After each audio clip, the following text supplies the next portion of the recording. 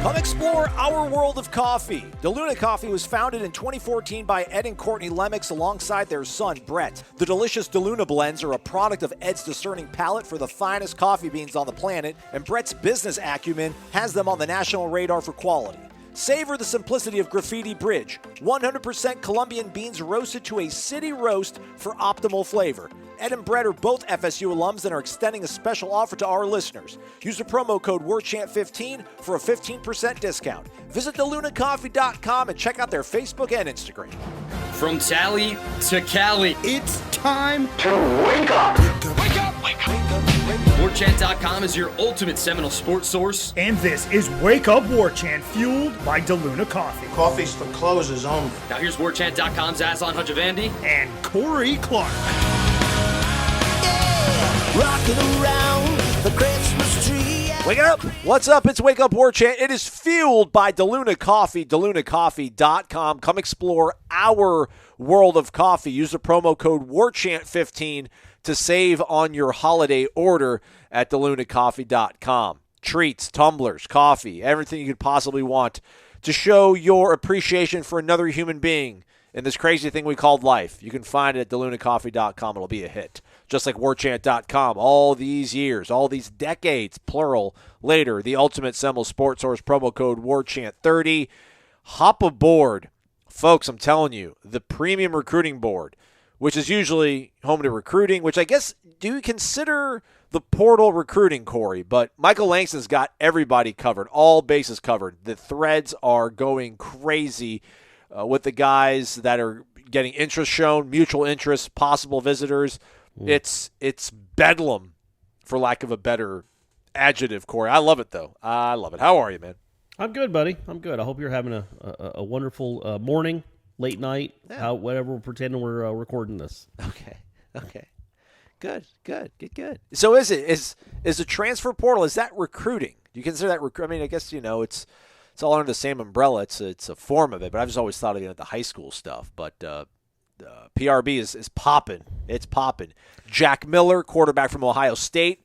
Apparently there's mutual interest there. Spencer Rattler, apparently there is mutual interest. There's actually a trio of Sooners, including Rattler, Jaden Hazelwood, as well as Theo Wees. Don't quote me on that, but a kid named Theo from Oklahoma. All three of those dudes are in the portal, and Michael Langston said he would not be surprised if all three were to visit. Possible decision from Tyree West coming down the pike out of Tifton. I think he might be a 5-star, high 4-star. One time committed to Georgia, or was at least a strong lean. Brandon Jennings in the transfer portal. Apparently there's some little. I remember him. Yeah, a little back and forth possibly there. Marcus Bradley, I guess, a guy that ended up at Vanderbilt. Apparently he's going to be visiting here in the next 2 weeks. It's crazy. It makes your head spin. But again, I embrace this. Are you learning to, Corey? Are you getting closer? No, I think it's really cool for a school like Florida State right now that's looking for as much help as possible, that it has this avenue so quickly. Because again, no matter how good this recruiting class is, and it could end up being really good, it's not going to help you much next year. It's just not. Other than like 2 or 3 guys. Think about the recruiting class this year. And I know this one's better than that, but how many of those true freshmen really contributed? 3? I mean, Knowles and Amarian Cooper and McLean, and none of the linemen, really? It's hard. It's really hard. So with that in mind, as good as this class is, you think maybe Travis Hunter, and obviously, depending on who signs, a couple other big-name guys at skill positions, or Kevin DB, Coleman, hopefully. Yeah. DBs, too. They can play early, perhaps, although you got a lot of experience coming back. But the transfer portal, man, it's a brand new world. It's exciting, also because you know what the guys are too. Like, you know what I mean? Like, again, I'm positive Florida State would not say no to Spencer Rattler. I think that would be an interesting fit, personality wise, culture wise, everything else. But yeah, people like that. Like, that's exciting. Even just if they're thinking about you, or you're thinking about them. Yeah, man, it's the great equalizer. It's the great equalizer, the transfer portal. And again, if you're in solid ground, The guys that you lose, it is what it is. You'll be fine.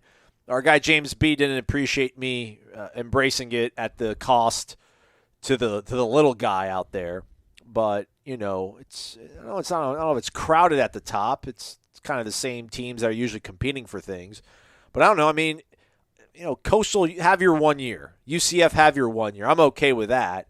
So I don't know if there's anybody that's going. I mean, Florida State's. We were the last ones in, man. We were the last ones in onto Blue Blood Street, onto Blue Blood Lane. I don't think anybody else is going to be entering it anytime soon. There isn't going to be any sort of power coming out of nowhere. So I don't know if you like the Coastal Carolina story, but there'll be another one. It'll rotate. Some other power Group of 5 team will have a strong season. You can root for them. And they got to learn to, keep their guys happy somehow. I mean, Kenneth Walker from Wake Forest is at Michigan State doing well. So, I'm not going to apologize all that much for it, but still love you, James. Well, yeah, there's nothing to apologize. It's the nature of the sport, man. It's the big boys take the coaches from the other schools, and now they're taking the players from the other schools too. Not that Oklahoma or Ohio State qualifies as you're not poaching from a small team, a Group of 5. These are as big a college programs as there are. But yeah, we were talking about that on headlines, and I can't think. Maybe you and I have talked about it some too. But it's a different year this year in the portal for Florida State. Last year they were much more. Oh, you want to come here? Absolutely, DJ Williams. All right, McClellan. Yeah, we got a spot for you.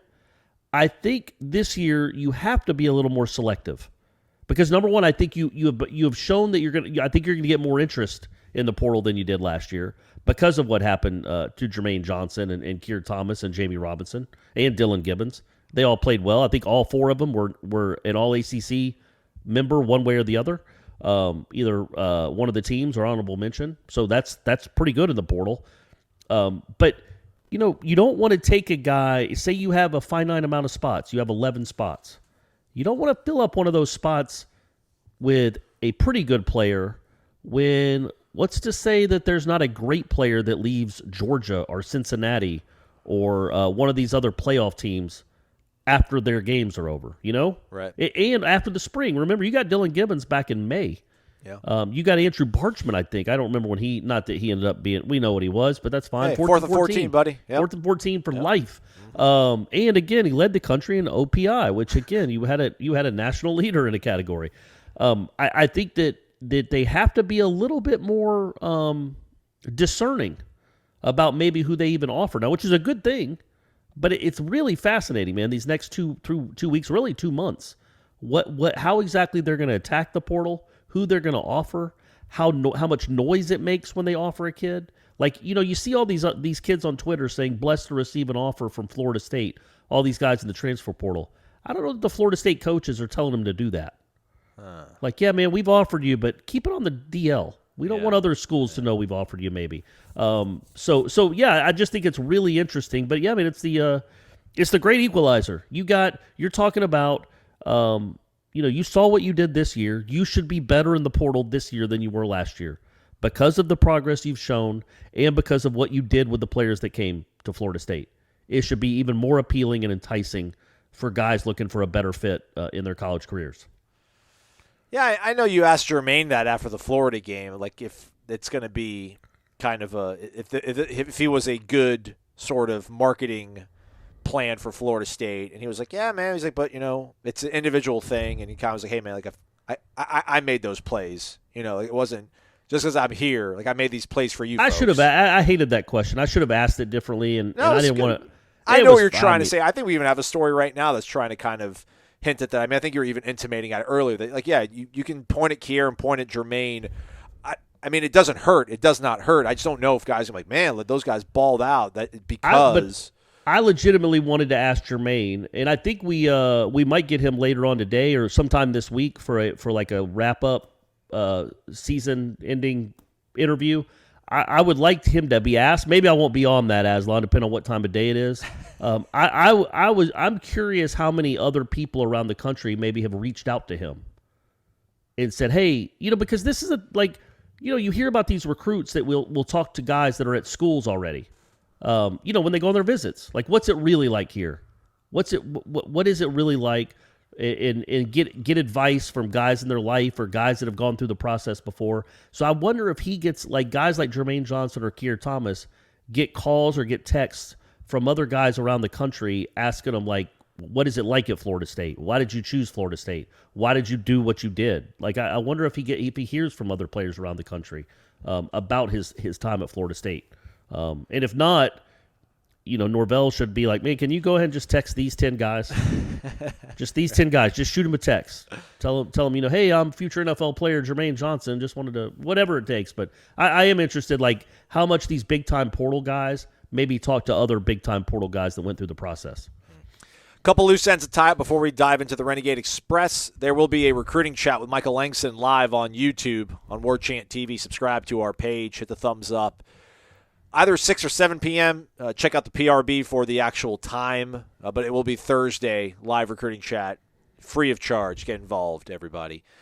And then 2 questions that kind of were kicked around on War Chant. I want to get your temperature on Cord before we get to the other questions. Blackbert, friend of S. Quinn, commented on our Tuesday show that you bring in the best quarterback you can find. Hell, bring in 2 if you can. What are we talking about? Not wanting to run Jordan Travis off or worrying about his feelings. Compete and win your position. I can't believe this is even a talking point. Bring in the best players you can at every position. Thoughts on that? Did we say that? I said the feelings thing. Yeah. Oh, okay. Well, I apologize, listeners. I don't listen to Aslan a lot. I didn't hear that. I would have. No, look, man. If Caleb Williams or Spencer Rattler or if a guy from Ohio State wants to come to Florida State, absolutely. Now, again, Rattler I feel like is a little different, but maybe not much. It's just it seems like there's some extraneous stuff going on with him. But maybe he's learned his lesson or he's been humbled or whatever had to happen at Oklahoma getting benched. But absolutely, every position, if a 5-star super-duper transfer wants to come, you do not say no. And Jordan Travis, you've been a great Seminole. You're the only reason they've won more than 1 game these last 2 years. But, buddy, you're going to have to win this job because we're trying to get better. You don't owe Jordan Travis anything other than to, give him a realistic chance to compete for the job. That's what he's there for. My point, the discussion I was having yesterday was like, who are the viable options? Who are viable candidates? Would an Ohio State backup transfer to Florida State not 100% convinced he's going to be the starter? Like, I'm sure he's a big enough. He's a good enough. He's a big enough young, competitor. Man. He's 2020, so he'll be a sophomore. Yeah, and who knows how much legs this gets and how realistic it is that he would. But I'm saying if that guy wanted to come, absolutely. 100% you take him. Well, yeah, I don't think he scares Jordan. Spencer Rattler might spook Jordan. No, but we're not.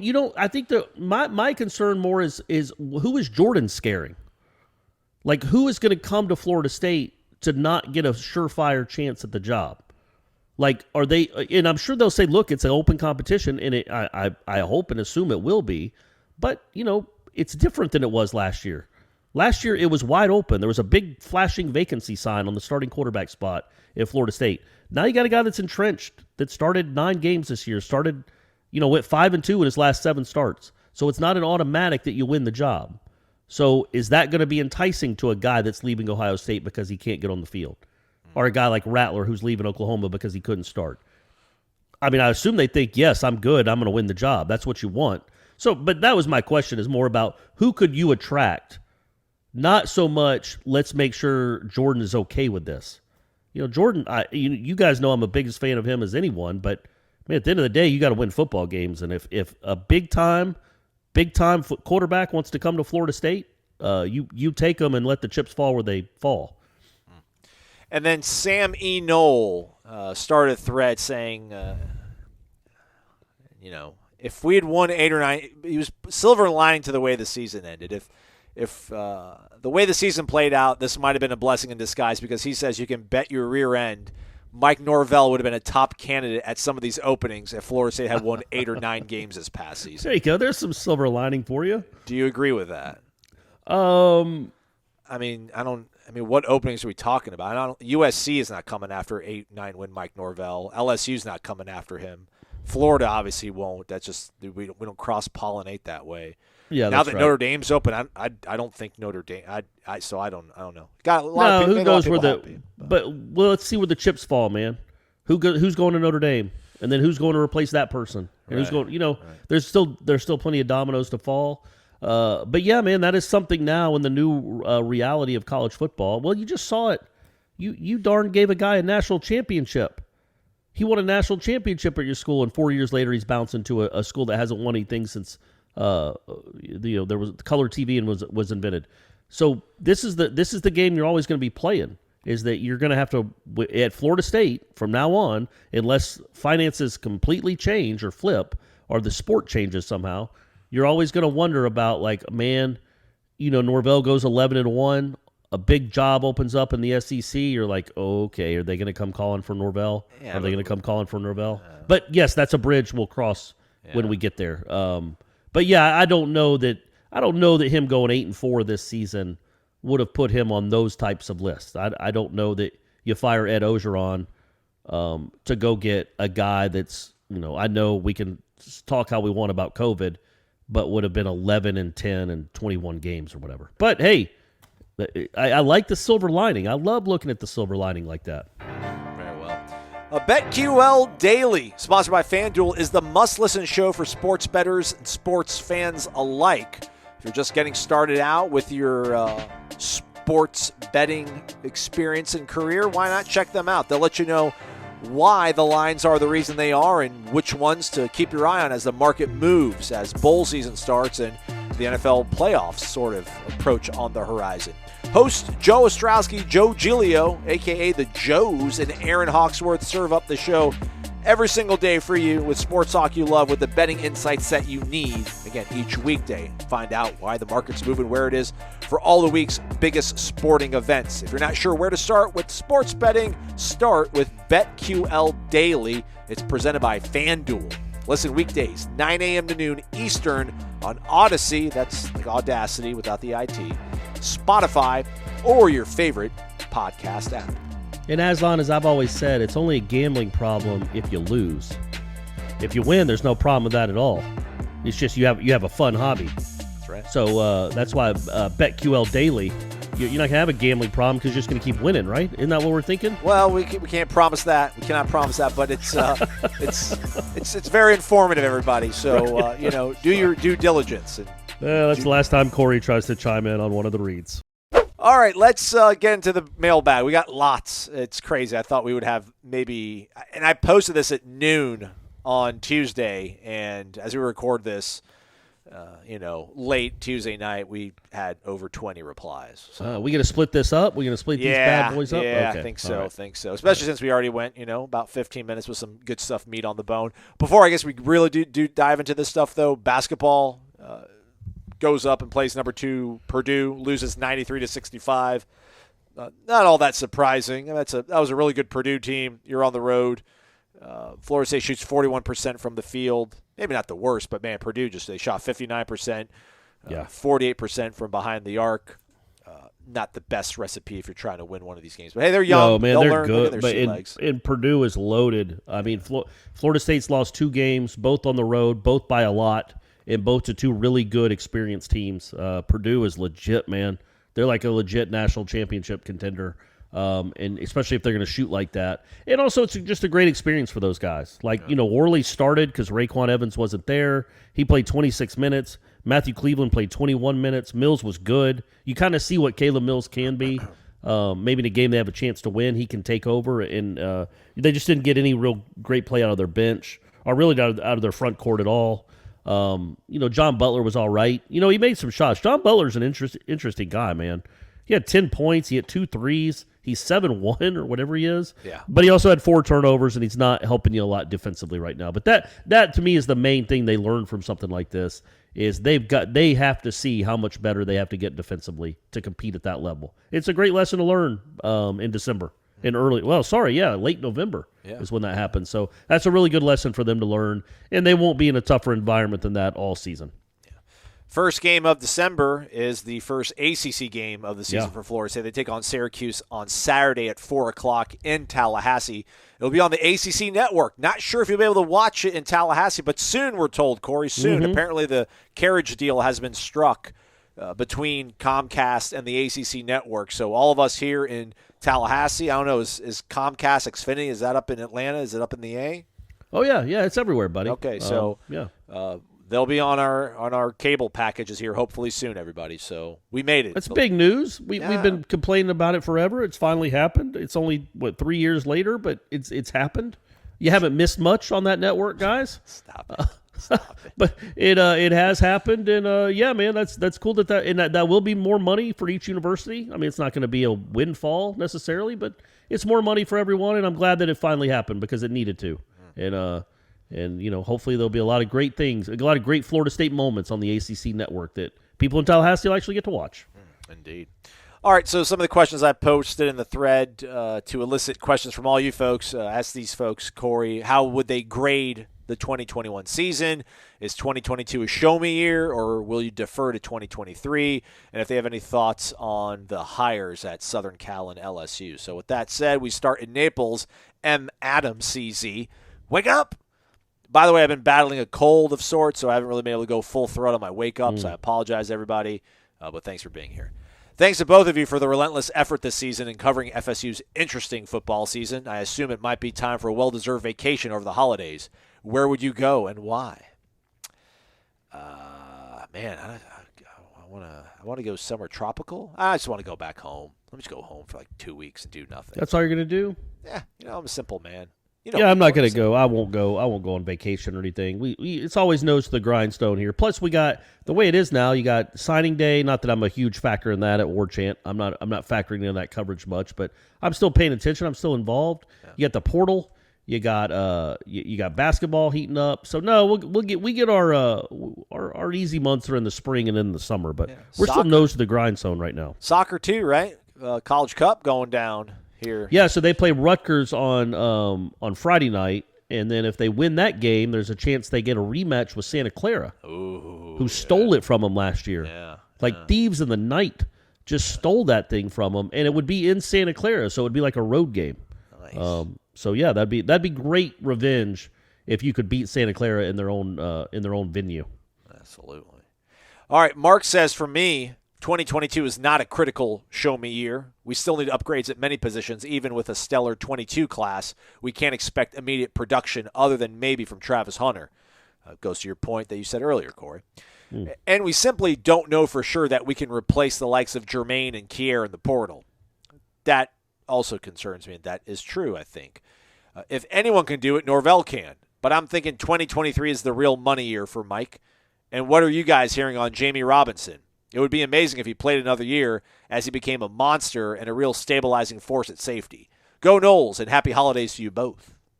Thank you, Mark, as well to you and your children and your wife. Hope everything's going well. Your golf game, law game, all that kind of stuff.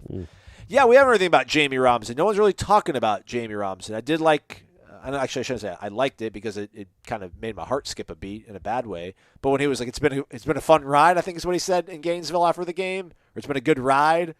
It was like, whoa, hey, that sounds kind of like. Well, and it was in the context of him being asked about Jermaine and Kier are they both were only here for 1 year, but you get multiple years here. How much does it say about what have you seen the growth of this program, or however it was worded by Kurt, and his answer was something along the lines, it's been a fun ride. Now, he could have said it's been a fun ride with those two guys, is what he meant. Or it could have been like, it's a fun ride. I just had 18 tackles and a pick in my last game. What else do y'all want from me? So we'll see. I don't know what kind of NFL prospect he is. I don't know if he's he's certainly not a prototypically sized safety in the NFL, but the production's there from a tackling standpoint. But I don't know if he's like an elite athlete. But anyway, who am I? I'm not. What am I? Peter Scout? I don't know. He might be a first round pick for all I know. But no, we have not heard one way or the other about his future. I would assume until we hear otherwise that he's planning on coming back and leading the team in tackles again. He was first team All ACC So He was. I mean, Him and that's- Jermaine. Yeah. That's again, they knocked it out of the park in the portal. But again, I don't know that he's been in college for 3 years. He's not like Kier that's been in college for 5 or 6. I mean, Kier didn't have a choice anyway. He had to leave, but he might want to come back and play one more year in this system, and or he might want to take a shot. I'm sure he's going to put his name in to see to get feedback, and then go from there. There's probably 3 or 4 guys that'll do that. Yeah, I'd be more surprised if he came back. Like, I wouldn't be shocked either way, but I'd say maybe 51-49. I think he leaves. Yeah, just because right. Again, and this is not a good barometer or litmus test, but there was tweets like during the season. Who knows? Could have been complaining about his classes. Could have been complaining about his love life. But no, it just kind of seemed like, all right, maybe not the happiest guy right now. So if the opportunity comes to do what you're doing now but get compensated for it quite nicely, maybe you would jump at that. But again, he came on the second half of the season. He really has bought into the messaging of the staff and hopefully has seen how good they can be and might be enticed to push this over the edge. Or maybe he knows that he can't beat out Shaheem Brown next year anyway. Ooh. So he's ready to get out of the way and let that young man play. As far as the other guys, there's no guarantee you're going to get that. I don't think you're going to get the kind of production, perhaps, that you got from those 2 defensive ends. I mean, you really hit it out of the park with both of them. I mean, they combined for 20 sacks and, 30 tackles for loss and 25 quarterback hits. I mean, they were great. But you'll get a couple players, man. I think the last couple years you've gotten Fabian Lovett, Jermaine Johnson, and Keir Thomas out of the portal in the defensive line. So they've got a nice little track record going of getting guys out of the portal at that position, and they have to. Like, that is, to me, that is the number one position. And I think we all agree on that. Like, it's not like I'm out going on a limb there. You've got to go get some difference makers on the defensive line. That is the number one priority in the portal. More so than Spencer Rattler, more so than an incredible wide receiver. You've got to go get some impact, big-time defensive linemen. Yeah, the defensive turnaround, was keyed by the sort of stabilization on the back end there, Jamie moving to safety, and then Kevin Knowles being able to step up as a true freshman and play quite well in the nickel position. Omarion Cooper coming on late. But, man, the fact that they could rush 4, and that's all they had to do was rush 4 guys, that was a huge, huge part of everything that was the success of this team, defensively at least. So you do need to reload as close to it as you possibly can. So they're well aware of that. Hopefully there'll be those guys that are out there because there can't be – I mean, I don't know if you're going to want to go to Alabama, you're going to want to go to Georgia, are those the places you can go? Are they going to want to take guys? I mean, I wonder if we'll be almost a victim of our own success to where, like, will Alabama look at a Jermaine Johnson and be like, you know what, we could have used that guy. Or Keir Thomas and be like, we could have used that guy, but we might have been a little too selective. We might have thought of ourselves a little too much to be like, we're not gonna get involved in this sort of market. I mean, they pick and choose. The Jamison Williams kids from Ohio State is their best wide receiver. Landon Dickerson a few years ago, but hopefully the cat's not out the bag, and these teams will they'll trust their process and let us get the guys that are floating around. Hopefully, so we'll see how that goes. Seminole Life, wake up, fellas. Personally, I feel like we have to go get a quarterback in the portal that has the ability to start. You cannot get a guy that could start. Well, let me read that around again. You cannot not go get a guy that could start here because you're worried about the mental state of your current quarterback if you did. Our staff better not be making decisions that way for a player who ranks middle of the road in the country. Rant over. I like Seminole Life. He's got a lot of young Aslan in him. Man, I need to go back and listen to that Monday show. I feel like maybe I said something I didn't mean. No, it wasn't you. It was me. I'm the one who said it. I own it. I said it. He said after the Florida game, the fact that it was tough for him in the early part of the season, the confidence. Right. Yeah, I remember. Okay, I do remember you saying that now. Yeah. You go get a guy that can compete for the job. Sure, if you can find one that's good enough and that's willing to come. Go do it. It's not like Jordan's going to leave. He's still going to feel like he didn't leave when McKenzie came. But now that he's not earned it, I mean, not that he did not earn it, but I mean, he's entrenched. I don't think he's going to leave, but some people are like, you guys don't think Jordan would leave? I would be stunned. I would be stunned if he left. But no, I I think for his continued development, a lot of it's going to be confidence-based. And if you bring a guy in here that's going to steal some reps, that's going to get some headlines, that's going to get all the pub, the noise, unless Jordan's found out a way to kind of block it out. Maybe just make it worth it, man. Make it worth it. Make it a guy that you can win with. That's good. Don't bring in a Hornibrook or an Everett Golson. Those guys aren't worth it. You do have to think about the players on your team in a sense. Like, okay, I'm going to make this kid go through this again. He's the only reason I have more than one win on my resume, and I'm going to make this kid go through another competition again with another transfer. I want to tell this kid again that we don't think you're quite good enough to be our guy. To do that, when you're going to do that, make it worth it. Don't go get some, Purdue backup or some Wisconsin backup. Go get a guy that can play, and absolutely, you might find yourself a diamond in the rough. You might go find yourself a Van Dyke, for heaven's sake. And you don't want Jordan Travis to limit you from getting like a All-American candidate, but it's just you've got to be discerning. You've got to be careful about who you want and who you're going to bring in, and again, who's interested in you. Yeah, that's the whole thing, though, right? I mean, if you are an All-American candidate, do you want to come here knowing that there's a guy that's got a pretty good grasp on the system and the job? Not a chokehold on it, but a pretty firm. Yeah, I mean, grip I think if you looked at when most of these guys transfer, the big time quarterbacks, they typically, I think, transfer to guys that are going through a quarterback change, a guy that's leaving, a guy that just graduated. Or Jalen Hurts, Jack Cohn, right? Guy where there's an obvious vacancy in the starting spot. You do have a starter coming back.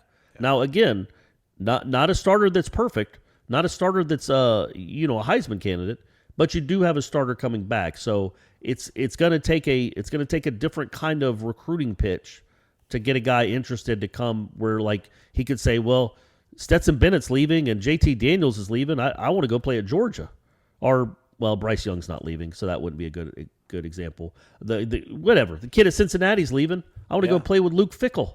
Whatever the case may be, it's got to be a different kind of guy, man. That's not afraid of competition and knows that he's going to actually have to compete.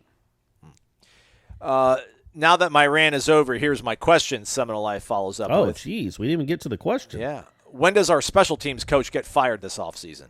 Thanks for all you guys do. I don't think John Papuch is going to get let go. Hey, remember, he's also the defensive ends coach. Yeah, exactly, right, yeah. I mean, come on. Mike Norvell's very involved. He's very hands-on. He's very involved in the special team, so I'm sure he's probably – it's not all John Papuch's. Again, man, I don't want to be a coach apologist and an athlete blamer, shamer, but, I mean, do you think they coached Pokey to run – like a chicken with his head cut off and fair catch and drop the ball? And I mean, do you think they told? I mean, maybe you can gripe a little bit with the Grotehouse thing, but they had to execute it, recover it, and still score. That might have been a little too cute. I'm of the belief there's only two ways to really do an onside kick. You either hit it as hard as you possibly can at the front wall and try to catch a ricochet, or you do the little dribbler where you basically huddle around the ball as long as you possibly can, and hopefully it gets to 10 yards and you fall on it. You basically you hit a little dribbler as the kicker and you follow it. You pretty much try to catch it yourself. That was a little dribbler. That was a little dribbler they hit. Yeah. I mean, that was maybe a little too cute. You can get a little mad about that. Well, but again, it's the same principle, right? He doesn't teach Grotehouse to kick the very tippy top of the ball. Yeah. Hey, I was thinking about that. So you remember how that played out where he kicked it, he nicked it, and the ball just kind of sat there. And I don't know who 74 is. I apologize. He was the other Florida State player that was kind of he didn't have a jersey number. He didn't have a name on his jersey that was lined up to kick with Grotehouse. Yeah. And you remember the Florida guy started to run towards the ball? I think 74 just jumped on it. Yeah. Like covered it up. Well, next time, 74, let the Florida guy run and try to get the ball, smack it off his leg, and then you recover it. But my question is, if he hadn't pounced on it, do we just sit there and watch it forever? I think it's a dead ball at that point, right? Like it's What makes it a dead ball? Well, it comes to a stop, just like a punt. Like if a punt comes to a complete stop, like eventually. Oh, they would just. Oh, okay, Yeah, all right. blow the Well, they whistle. didn't blow the whistle. They didn't. That was my You're thing. Right. You're right. They did not. So Because they had nobody's they ever had never seen that, Corey. yeah, nobody's ever ever seen that. You can't coach what to do in that situation because it's never happened before. Yeah, nobody's ever seen it, and hopefully we'll never see it again. But as for the question, look, I don't think Papuchis is getting fired. I'm not saying he should get fired, but there will be some serious, Soul searching, man. Maybe yes, just- I was going to say re-examining of how they're teaching at this particular university because they completely whiffed on two huge factors, punt return and kick return. They were, I mean, I can't imagine. I haven't seen the S&P FEI efficiency numbers. I can't imagine there was a worse return team in the country, kick or punt. I just can't imagine it. I mean, they were impossibly bad, and they've got to figure out a way to get that fixed. And that they have 9 months. But that to me is there's got to be. You're right. There's got to be some reflection.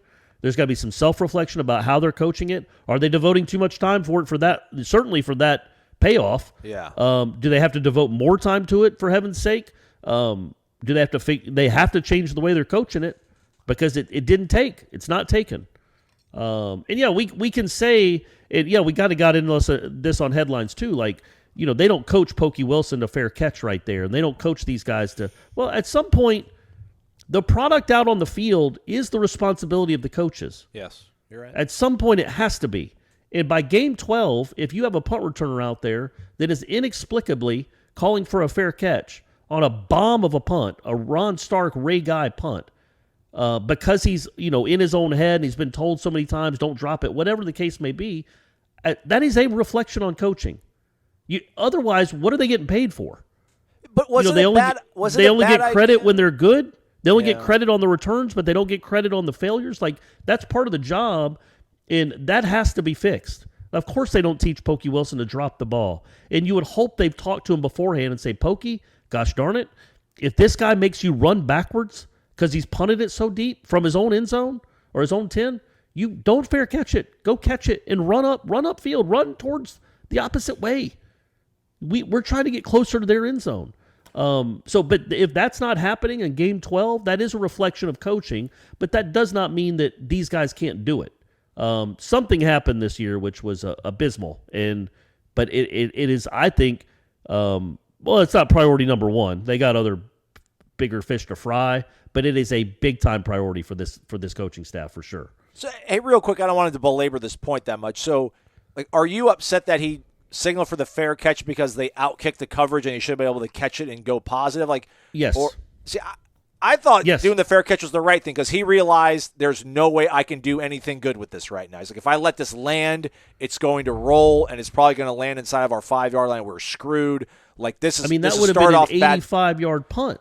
But I don't know the trajectory of it. I'm not the physicist here, but it's not outside the realm of possibility to think that ball lands with the way it was hit.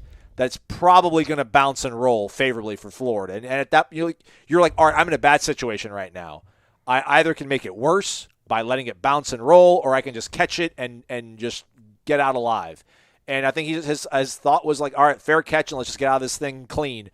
But he was, his body was in such a rushed, hurried motion that, again, I'm not making an excuse for anybody, but just, that's got to come up in a meeting, though. Like, hey, listen, man, if this guy booms one, man, like if you're on your skates and you don't know where you're at, man, just get away from it. We're fine. Or at that point, man, hit the emergency brake, fair catch it. That's cool.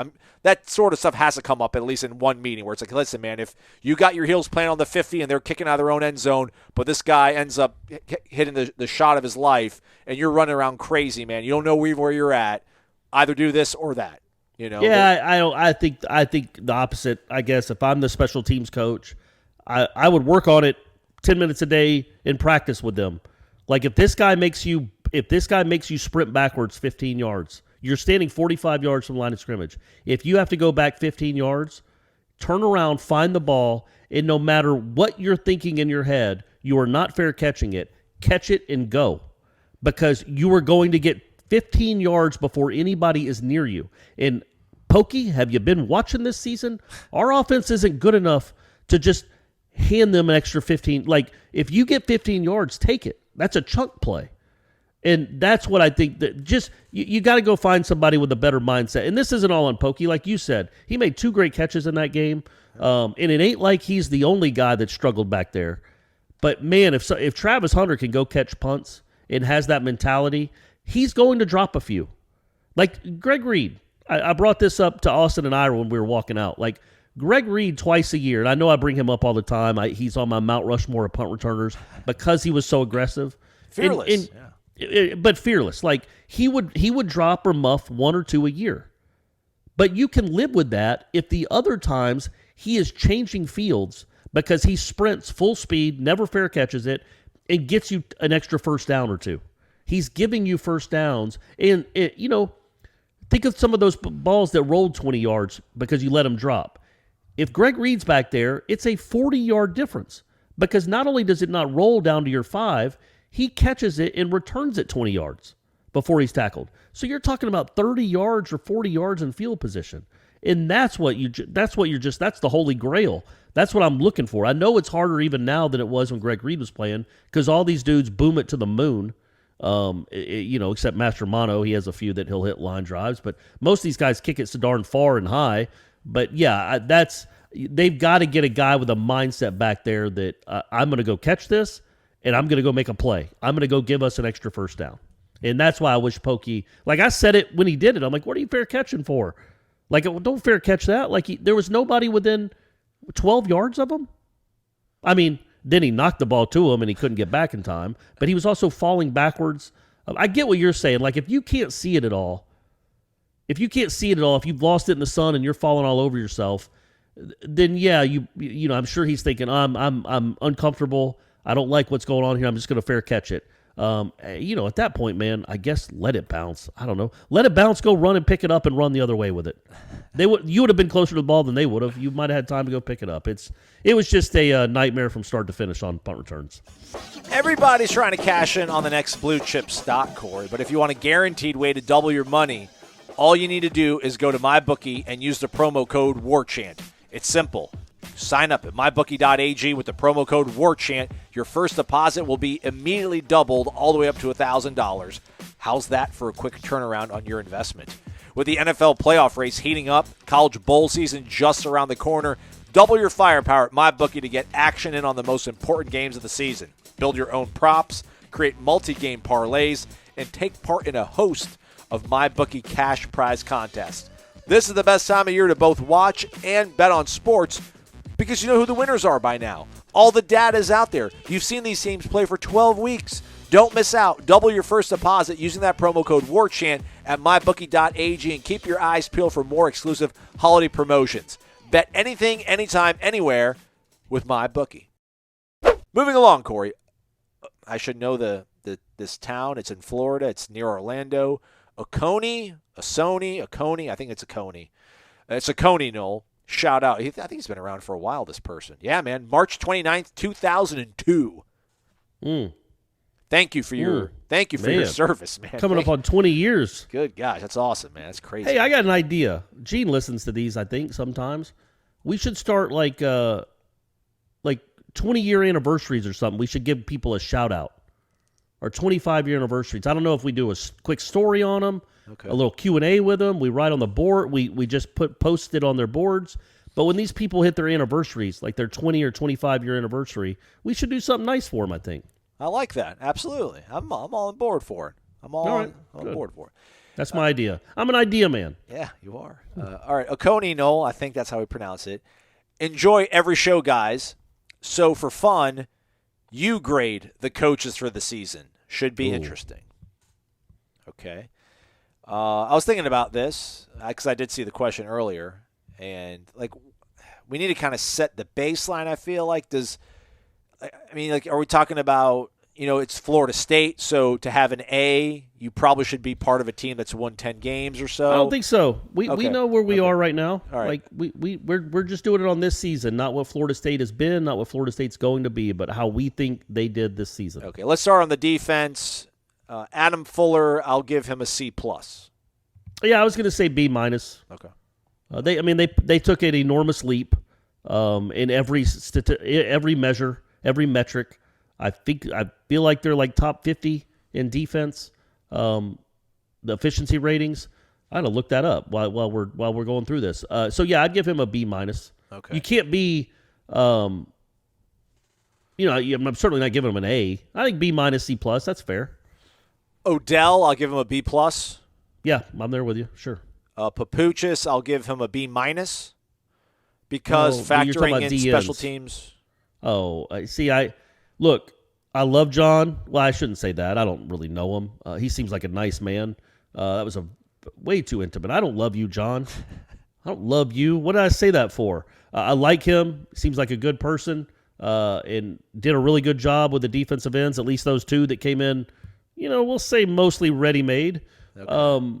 But when you factor in special teams, no, you can't give him anything close to a B. Okay. Let's just say he has to see me after class. Like, we got to go over some things. He's going to have to go over some things to make sure he graduates. Chris Marv, C minus. Linebackers coach. Yeah, I'd say C because Deloach's improvement. I thought that was impressive to see. That was good to see. I thought Lundy had his moments. He's just not blessed with a ton of talent there. But I did see what I liked from that position, especially when it comes to 20, is you saw real improvement from him from the beginning to the end, like steady improvement. So in Gainer too, I thought had some nice moments. He didn't make any real huge splash plays this year, but I thought he got better too. So I'll give him a C. And then Marcus Woodson. I feel like they're all going to get about the same grade, right? I'll give him a C. I mean, they bounced back okay. I'll C minus. C minus. But he got if we're going to give him credit for Knowles and Cooper, that's what I'm saying. Those are two pretty good players that came in as freshmen, and he got them ready to play and contribute and play a lot of snaps there at the end of the year. I'll say A plus, and mainly because Travis Hunter might be listening. And Travis, if you're listening, my man, you're not going to find a better position coach in America. This is the guy. A plus. Look what he did with Knowles and Cooper. I hate this because they're 5-7, which shouldn't be a C. I mean, they should on average probably should be like a D plus. Yeah, but if we're judging them, let's judge them from what they did last year to this year. You know what I mean? I know, but last year was horrible, Corey. They were. I know that's what I'm saying. So when you're doing that, you're like, okay, well, they made improvement. They showed steady improvement. All right, Kenny Dillingham, C minus. He developed Jordan Travis. Yeah, I'd go B minus there. I wouldn't be that hard on Kenny. I'd go B minus there. Again, he's up against it in a few pretty important areas. But Jordan Travis did get better in every way. And Chuba Purdy apparently left Tallahassee a better quarterback than he arrived, per Kenny. So there's that as well. Well, that's true too. I can't wait to see that. I can't wait to see that the illustration of that wherever Chuba lands. I'll give him a B minus. I thought he had some really nice moments. There were a couple games, specifically Clemson, where he just had no chance, and then NC State without McKenzie Milton, or with McKenzie Milton and not Jordan Travis, he had no chance. Those were two really bad games. But he also called the fade route to Malik McLean on 4th and 3 against Jacksonville State. So C minus. But I'll say Jordan Travis. He could have put Jordan Travis in the game, but maybe his head coach wouldn't let him. Well, okay. Well, anyway, we'll come back to Mike Norvell on that one. Alex Atkins, B. Yeah, I think that's solid. Maybe even a B plus for him. But yeah, B, at least a B. Man, and you think about like, I was thinking about this today, and I know we've talked about it before. Do other schools just have offensive linemen that are constantly beat up, that just can't practice half the time, or are always playing hurt? I know it's a position where guys are always banged up, but it seems like at Florida State it's just always, like whether it's an off-season injury or a surgery or two, like they don't stay healthy. And it makes it so hard when you're practicing guys. You're practicing with guys that aren't going to play, and you're playing with guys that don't get a ton of practice because they're banged up and they got to rest. Hopefully that changes. Chris Thompson, C. I mean, okay. Jordan Wilson did okay. Yeah. What did you see from the tight ends that was really all that impressive? I think C minus is fine. He did have a huge. It's a big challenge when you got to coach 14 tight ends. Like you're basically coaching a whole classroom of kids. That's tough. He came to Florida State to coach 3 guys. Like every other school in the country. What, we got 3-4 tight ends? Okay, I can handle that. No, Chris, we're going to give you 21. You've got 21 tight ends. Try to keep them all happy. Try to teach them all the same thing. But I did like what Jordan Wilson did at the end of the season. Yeah, that fumble recovery was great. Yeah. Ron Dugan's D+. I mean, you got find out a way, man. Figure out a way. You got enough bodies. Find 3 guys. Find 3 guys, man. Coach 3 guys up. Just coach 3 guys up, man. D+. I'm sorry. And listen, you don't want to be hard on him because he's a former Knoll and he's done great here and he's a great human being. He really is. But yeah, man. Sorry, I love you, Ron, but hey, man. Yeah, they weren't great. I heard this on the Russillo podcast with Trent Dilfer, and Trent Dilfer is just tough to listen to sometimes. That's pot calling the kettle black. I get it, everybody. But he was saying, like, at bare minimum, as an offensive coordinator, you should be able to scheme up at least one guy open on every play. At least one. Like, at a bare minimum. If you're good at your job, there will at least be 2 guys that will get open by the way that you're forcing and putting pressure and straining a defense. So, with that said, and Jordan Travis being maybe as astute as they say he is and knowing what's going on around him, we didn't see a lot of busts. We didn't see a lot of guys. We didn't see a lot of first half North Carolina 2020 going on this season where there were just guys running scot-free and they were getting guys wide open. So either Kenny's not scheming things up well, which I think he would disagree with that assertion, or that assertion rather. And, you know, I don't know. I guess I know these guys aren't blessed athletically, but still, man, nobody broke out. Nobody had monster game. Not once in 12 weeks. Like, not once. So no, and they went back and forth with Parchment. That never clicked except for 4th and 14. McClain, hard to know. Still kind of hard to know what he is, even after 12 games. Helton, Pokey had moments, but also looked like they've always looked. Jordan Young is a guy that still really can't find ways. I mean, he drops the ball. That's not helpful. But Josh Burrell was hurt, but I really don't know how. I don't know how legitimate Josh Burrell was. Yeah, Portier, Williamson. But again, you have to wonder what will it look like? How good a receivers coach will he be with better players, number one, but also with an offensive line that can maybe protect longer, that they feel like they can scheme up plays where you can do double moves and you can run posts. And you can run those kind of routes, that you can't. They don't really call a lot of those. The deep shots they take, they're never double moves. They're just run down the field because they don't. I don't feel like they think they have the time to do it. Let's see what they look like once they get these 3 monster transfer offensive linemen in, and they get the two big time high school recruits and whoever the next the big time wide receiver. By the way, wide receiver transfer kid from FIU went in the portal. Did you see that? No, I didn't, but I know that we offered the tackle that went into the portal from FIU. So. Okay, good. There's a kid named, I think his name's Tyrese Chambers. Oh. He was a Biletnikoff semifinalist from FIU. Over 1,000 yards receiving. I think he averaged close to 20 yards a catch. And interesting story, Aslan started in JUCO, went to Sacred Heart out of JUCO. Had a huge year for them as a freshman, like 800 yards, 900 yards receiving, which I assume is big time at Sacred Heart. Didn't play last year because they didn't have a season because of COVID. And then went to FIU this year and broke, I think, T.Y. Hilton's single season, one of T.Y. Hilton's records. Huh. And now he's in the portal. Florida kid. He's from Baltimore, so I don't know how much that factors in. But just saying, there's a guy that's made a lot of plays the 2 years he's played, although one was at FIU and one was at Sacred Heart. So it'd be a step up in competition, but might be something to look into is all I'm saying. 6'1", 185, 45 catches, 1,074 yards, 9 scores. I'll take that average. Is that 21 yards a catch? Come on, man. Yeah. He graded out. You put him opposite Portier. Oh, look at Portier moving up your rankings. Williamson or Hunter and Coleman, whoever you're going to get. I like what I'm seeing. But are the kid from Oklahoma too? Graded out at 75. That's good on Pro Football Focus. You're sold, ain't you? Yeah. Yak B. David Johnson, I'll give him a B.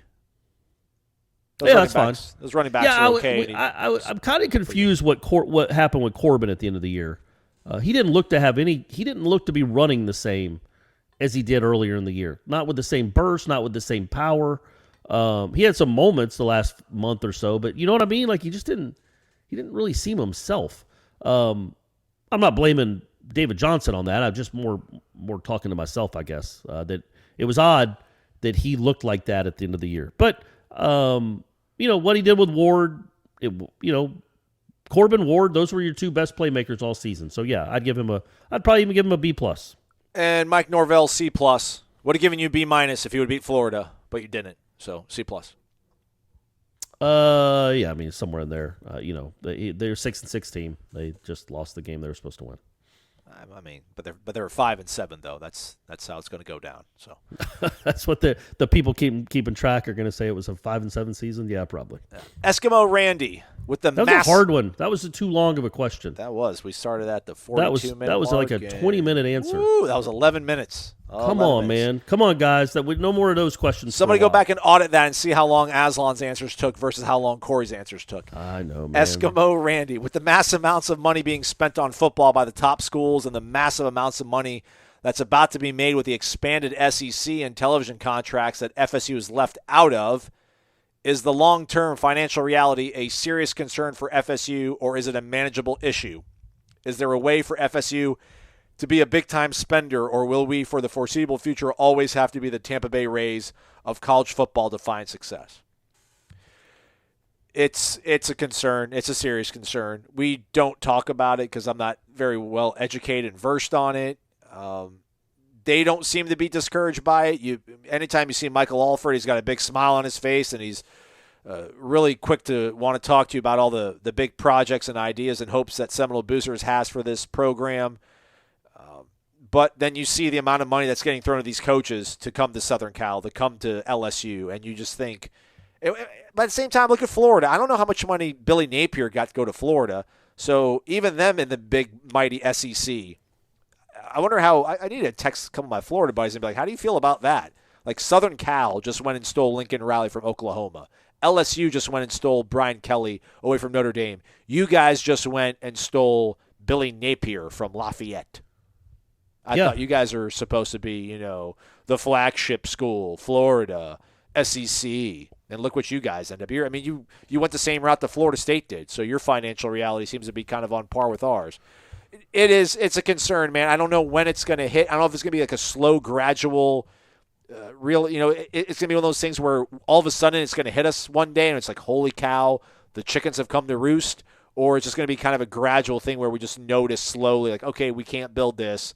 We couldn't hire this guy. We don't have this many analysts, if it's going to be that kind of stuff. I was just thinking about that. So, yeah, the financial reality is here for a while, unless, they completely blow up TV contracts and start over with some super conference.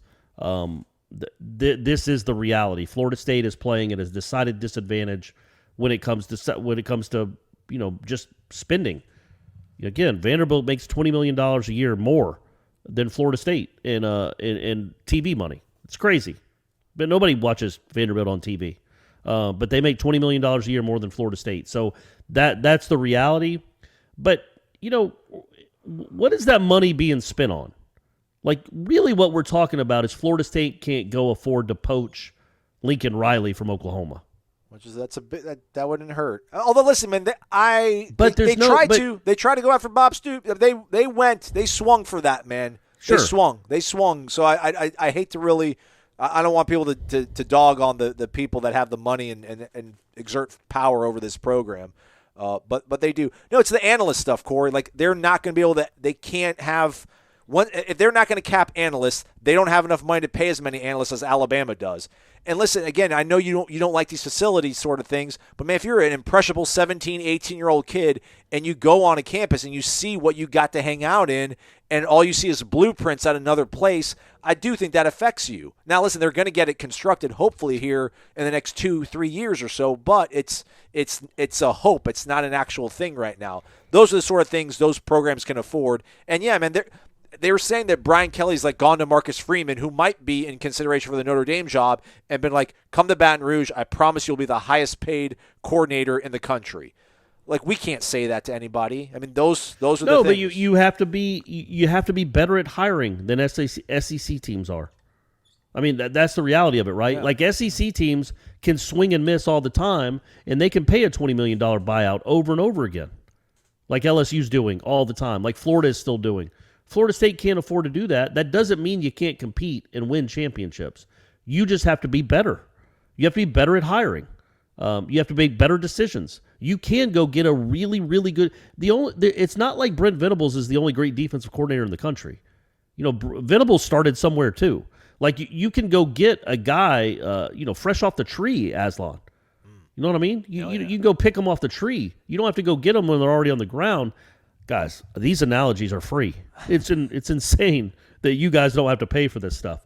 But you know what I mean? Like there's no limit to. There are coaches out there that you can go get. Jeremy Pruitt was he was 2 years removed from being a grad assistant, and he was a national championship defensive coordinator. And Jimbo Fisher had never been a head coach and didn't get paid much to start out at Florida State. So you just have to spin better, and you have to hope this is the right guy. You don't want to do this again. You don't have to go through this again. But yes, the financial reality is you can't. If you decide 2 years from now that Mike Norvell just isn't working, well, golly, can you fire him? And if you fire him, who can you afford to go get? That's where it is. But right now with Norvell, he should have enough. He'll have enough money at his disposal to have a good staff. Can't pay him all $1 million, but he can put together a good staff, a top-notch staff, and compete for an ACC Atlantic Division title. And in 2 years, I hope he could be a top 15-ish type program, and then you're in the playoff. And then, like we talked about, you just got to get hot. But the financial reality is here. You're not playing the same game those guys are. So, and I've used that analogy before. It's like you're competing against the Yankees. You got to be the Rays. You can't be the Pirates. The Rays are trying to win. The Rays do a lot of really smart things. They know how to spend their money smartly. The Pirates just have been nothing for 30 years. You can do it. The Rays have proven you can do it, and you can compete for championships. But you got to be really smart, man, because it's just you're playing a different sport than the LSUs and the Notre Dames and the USCs. All right, let's go on this one. Random_John, it's from the same tree of the finance world. Good morning from Mexico, Aslan and Corey. Following up on what you said about me last week, yes, I'm a big fan of Aslan. I really appreciate Aslan's reality-based approach without relying on hope or smoke and mirrors like our FSU run game. Corey should also know that he's my favorite writer. Oh, thanks, man. I appreciate that. Now on to my questions. With the contracts for college football coaches now hitting a stratosphere where the coaches who have won nothing get paid like Nick Saban and television money continually growing, are colleges just becoming professional sports teams with libraries attached? What is the end goal for the universities? Athletics, education, something else? Corey has said this is unsustainable and stupid, yet here we are. Where does this leave college football in the ongoing run? What happens when there is so much money that not even NIL deals, or lack thereof at FSU, is enough to keep player unions from forming? Who is responsible for managing this financial fiasco? The NCAA, college presidents, ESPN, WarChant.com? Who is really in control? Wow, it's a lot there. It is a lot, man. I don't know what the answer is, man. I don't. It's just incredibly stupid what this sport has become. These presidents have just decided to give the agents everything they want. Oh no, okay. If we fire him, we're going to owe him $70 million. But if he leaves on his own, he doesn't owe us anything. That's a great deal for everyone. They've done this over and over again. They bid against themselves. There's nowhere for these coaches to go. There's nowhere for them to go. There's only 30 NFL jobs, and they're not 32. Sorry, good work, Aslan. Thank you. There's only 32 NFL jobs, and they're not all clamoring for college coaches. So there's nowhere for these guys to go, and yet they continue to just give these outrageous sums of money and bid against each other for what? But look, man, they're making outrageous sums of money, and it's got to go somewhere. But look, the ACC isn't. But the Big Ten and the SEC schools are making gobs of money from their TV contracts, and I don't know what the end result will be. I've said, I continue to say, I don't know how it's sustainable. The sport is eating itself. It's just becoming like, it's really like, again, it's 15 Yankees, and the rest are Pirates. Or what's another one? The Marlins. That's probably a better example. I keep Stop hammering being the up on Pirates. Jeff's The team. Pirates. Stop I being was on going to Jeff's say. team. Plus, the Pirates were in the playoffs a few years ago. Well, hell, the Marlins. There you go. The Marlins won a couple World Series, and in the middle, they've been awful. So, but yeah. So that's what's so frustrating about it. And there's no one in control. There's no one that thinks about the betterment of the sport. I would love for there to be a commissioner, but who would appoint a commissioner? The NCAA has basically said, we don't care about any of this anymore. They've thrown up their hands. So the presidents, at some point in our lifetimes, hopefully will figure out a way to divvy this up into some offshoot super conference, a football-only conference with 60 teams or whatever it is. They all split the money equally, and we go from there. But until that happens, the sport continues to just, again, it's hurting itself, and there's nobody guiding the train. It's just steering headlong into this stupid mountain, and there's nobody that's thinking about the betterment of the sport. Otherwise, Oklahoma and Texas don't leave for the SEC. There's nobody that's thinking about the future of the sport and what's good for the sport. It's all about where's the most money at? Where's the most money? And look, man, let's just look at this. It is like the NFL. Like, I think, who's the second longest tenured coach in the SEC? Is it Kirby? Who is it? Mark Stoops? It's got to be Stoops, right? Yeah, probably. Yeah. So Stoops has been there for 9 years. Kirby's been there for 5. All these other fools have been there for like 3. And they just recycle themselves. It's like the NFC East. They just recycle themselves over and over and over again. And it's like there's no continuity. There's no... Well, that is the NFL. That's the thing. In the NFL, it's basically become the NFL. You get 2 years and you're gone, man. None of this 4-year, 5-year runway you get. What kind of concerns me about this? Why I'm afraid it's never going to work out as well as you kind of maybe hope it's going to, Corey. With this, maybe it does become this football-only conference and it's 60 teams. Because you think about the NFL and they've got a salary cap and they make it a level playing field because it's all about parity. Because at the end of the day, it's all about winning a Super Bowl, and that's the end. That's sort of the end result, right? I mean, maybe you add some value to your franchise by being more successful, but ultimately, man, you can sell your NFL team for triple what you paid for, and you're going to be well off. Like, I don't know what's going to be the motivation to Alabama or I don't know Southern Cal or Georgia to want to level the playing field, because ultimately, at the end of it, man, like these on the university end of this thing is. The better your sports teams are, the more appealing you are to 18-year-old kids that want to come to your college. And, not to go too inside baseball, maybe think I'm more smart than I really am, but, listening to the Russillo podcast, he spoke to this guy about just the boom in college tuition rates and loan debt. And the fact of the matter is that, with the easy accessibility of loan dollars out there, it's anybody can go to college now, but they can keep charging as much as they want for tuition because they're going to keep pumping out all this money for loans. So you can have all these kids keep applying to your schools, and you're going to be able to get these full classes, and you can charge so much money because everybody's going to want to keep going to college. Well, you want to make yourself the most appealing college, get yourself the most amount of incoming freshmen so you can start charging the heck out of them, especially if they're out-of-staters. But yeah, I don't know what's going to make Alabama be like, yeah, let's make this level for everybody else. We want to be the best football program because we want to have the coolest experience. We want the most kids to come here so we can keep growing and building. There isn't that incentive to keep. The incentive in the NFL is listen, man, we're going to make this thing so enjoyable. The parity is going to make all of us better. It's going to make every game watchable. It's going to make our TV contracts outrageous. I don't know where that sort of middle ground is ever going to be found with college football, because the people in charge don't care about the way you do, Corey, about the way I do. There isn't that nostalgia. It's and also I disagree that there are people in charge. Who's in charge? There aren't anybody. There's no singular entity that's in charge of anything when it comes to college the university football. Presidents. I think exactly right. But there's so many different people with different agendas, different philosophies when it comes to what a university should be. And look, they all chase the dollar. They all do. So you're right, man. It's just, it would be great if you could somehow cap, but that's not going to happen. And as long as the university presidents, I would love. I'm not a big fan of collusion, Aslan. I'm going to go on record and say I'm not a fan of collusion. I am. But it would be cool if they colluded a little bit. Yeah. It's like, guys, we are going to make an edict that nobody gets paid. Who's the highest paid coach in the NFL? Bill Belichick, $11 million a year. Okay, 80% of that is the highest a college football coach can be paid, period. Ceiling, right there. Any excess money goes back to all the people we fired during COVID. How about that? Yeah. How about that? Or how about we maybe give people a break on their, maybe make enrollment a little less, a little less, like you were just talking about. Like, that's never going to happen.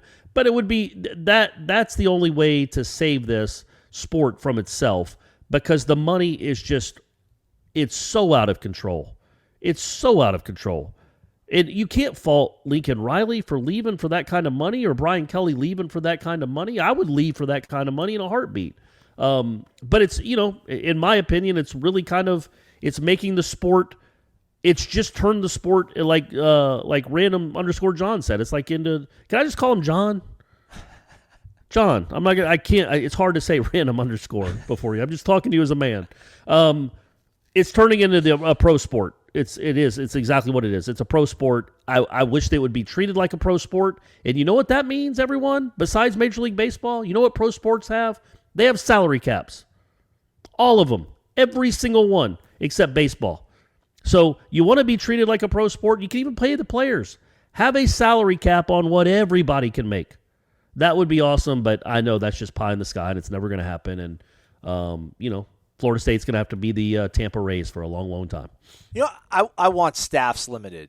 I don't want... That would be great, too. I agree with that. Like the analyst stuff, whatever, you're going to have 11 on-field guys, but I think that's what's killing the game more than anything. Just you're so ultra prepared for everything. Like where there's no element of surprise, it feels like, any longer. It's hard to pull off an upset when the other team has got 40 analysts that have looked at every single play that all of your coaches have ever ran in their entire life, and they know what's going to come in all situations. What's the fun in that? What is the fun in that? We're done. That was a long show, and we only got through like a third of the questions. So that means plenty enough to carry us for the next 2 days, and we'll finish out an entire 5-day week of work here for you folks on the podcast.